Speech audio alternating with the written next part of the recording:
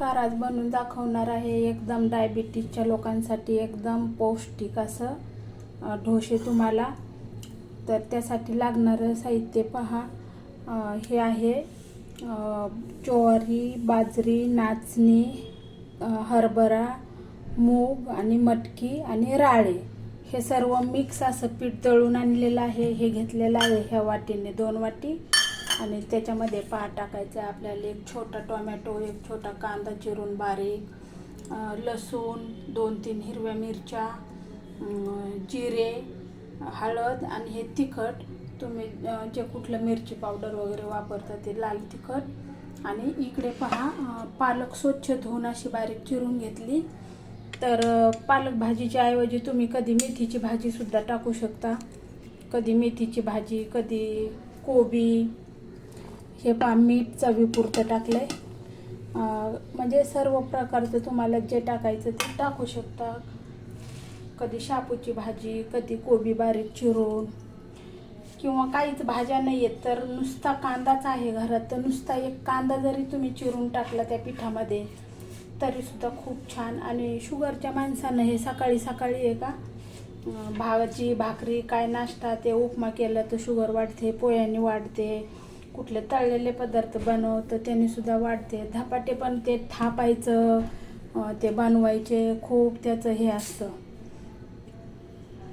हे पाहता हे सर्व टाकून हे सर्व मिक्स करून छान असं पाणी टाकून थोडं थोडं टाका अगोदर सुरुवातीला पाणी.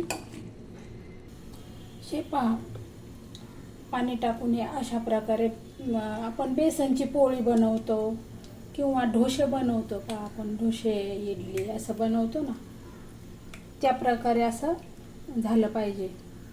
सगळं खूप घट्ट पण नाही बनवायचं, तर अशा प्रकारे बनवायचं.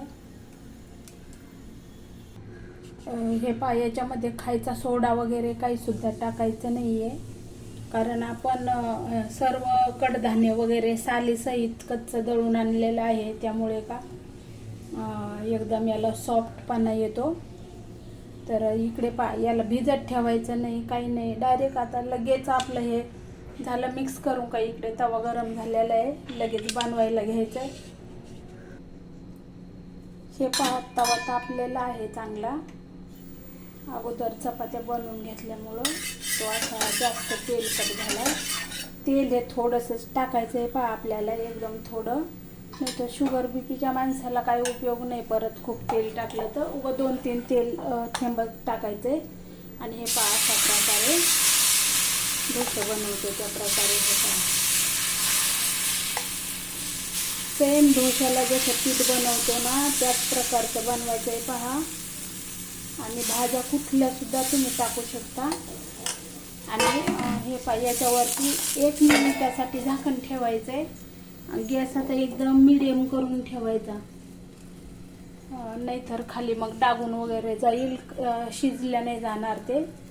त्यासाठी 1 मिनिटभर एकदम मीडियम करून ठेवायचा गॅस. हे 1 मिनिट झालं पूर्ण, तर पाहूया. हे वरती पूर्णपणे सुकलेलं पाहिजे वरचा भाग. तर कशी जाळी पडली त्याला. आता चला कशी करून, चिकट वगैरे काहीच नाही, एकदम पटकनच उलटल्या जातं. हे कशी छान जाळी पडली ढोश्यासारखी. नक्की एकदा असं बनवून का एवढं जबरदस्त लागतं. मी काल मेथीची भाजी चिरून बनवले होते, आज म्हटलं पालकची भाजी आहे तर पालकचं भाजीचं बनवावं. पहा आता परत ह्या साईडने 1-1.5 मिनिट चांगलं शेकायचं मीडियम गॅस करून. त्याला तेल वगैरे काय नाही टाकायचं दुसऱ्या साईडने. तरी पण काय छान असं कलर आलाय भाजीमुळे, कसं हिरवगार दिसतंय. तर अशा प्रकारे रोज नाश्ता करत जा. हे दुसरा पण ढोसा त्याच प्रकारचा. आपण चिटकत वगैरे काही सुद्धा नाही, वरती टाकायचं परत 1-1.5 मिनिट छान मीडियम गॅसवरती भाजून द्यायचं. आता परत झाकण वगैरे काय ठेवायचं नाही परती केल्यानंतर. हे किती छान दिसतंय भाजी वगैरे कलर.